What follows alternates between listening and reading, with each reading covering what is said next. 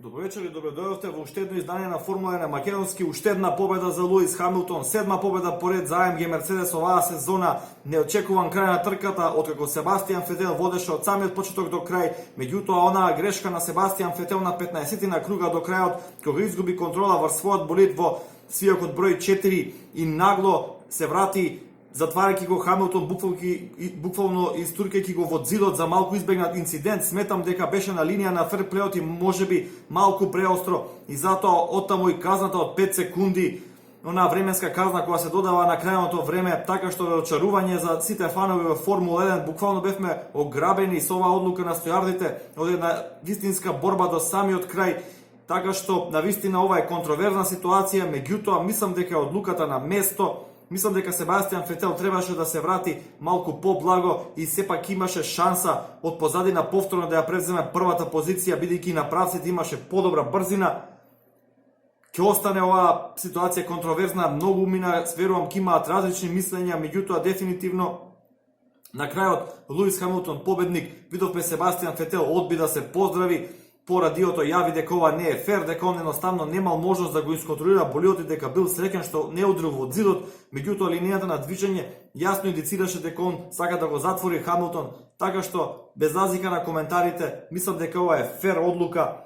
Второ место сепак за Себастијан Фетел, штета, ова на вистина можеби ќе беше почетокен пресврт во првенството, бидејќи се дуваат трки како Франција, како Монца, со долги правци, каде што болидот на Ферари дефинитивно ќе има предност, каде што можеби Ферари ќе успееше да влезе во 2-3 победи во серија, така што ќе доеше до некој баланс во првенството. Ќе видиме дали Ферари ќе обжали оваа одлука, останува да се види, не верувам, мислам дека нема, меѓутоа се е можно.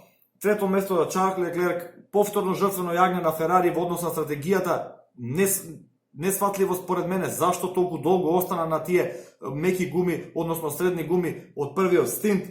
Валтери Ботас со оној дуел со Даниел Рикјардо, оние 2-3 круга возбудливи кои беа понатаму тотален анонимец во оваа трка, апсолутно разочарување во однос на перформансот негов. Макс Верстапен, мислам дека го излече максимумот од овој викенд, остана цели 46 кругови на тврдата компонента, потоа се префрли на средната компонента, меѓутоа немаше сила за нешто повеќе. 6 и 7 место за Рено, одличен резултат, успеа да ги надменат оние проблеми кои ги има од почетокот на сезоната и следното Гран При на домашното Гран При најавуваат нови надградби на болидот, така што верувам дека Рено со Мекларен повторно ќе влезат во една битка за четвртото место ке конструктори. Кога сме кај Мекларен, разочарување на денот, дефинитивно оној проблем на Ландо Норис со задната десна суспензија и задната десна стопирачка предизвика пожар. Поради истиот проблем мораше Карлос Сајнс дури во четвртиот круг рано да влезе во пит и да ги смени гумите, така што буквално во последните 3 круга Карлос Сајнс остана без гума, ако може така се каже, и беше на дофат на Ленс Строл кој заврши 9-ти, односно Даниел Квиат кој го комплетираше 10-то место. Уште еднаш ќе кажам, тркава штета што ја одбележа онаа контраверзија, меѓутоа Фетел е виновникот затоа што тој едноставно попушти, неговата концентрација попушти, тој направи возачка грешка, да не беше таа возачка грешка, сигурно ќе завршеше на прво место. Пак ќе кажам, моје мислење е дека казната е фер, без разлика што ја уништи трката, без разлика што ќе кажат луѓе дека е ова победа на зелена маса за Мерцедес. Можеше тој свиок да го фати со поблага линија кога се врати назад и повторно да биде во шанса веднаш зад Хамилтон да го нападне на следниот правец и да ја врати првата позиција.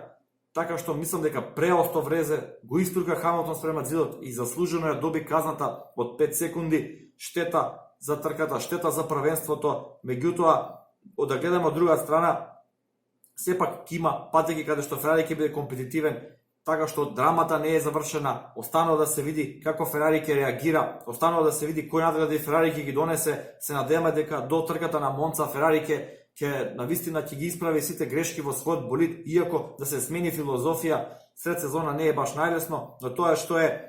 Ова е мојот осврт за днешната трка. Доколку се допаѓаат видеата на Формула на македонски, ве молам за лайк, шер, сабскрајб, коментирајте, дајте го вашиот осврт, што мислите за инцидентот свиок број 4, дали Фетел премногу остро затвори, дали одлуката на стојардите беше исправна. Дајте го своето мислење и се гледаме за анализа на следните трки. Поздрав!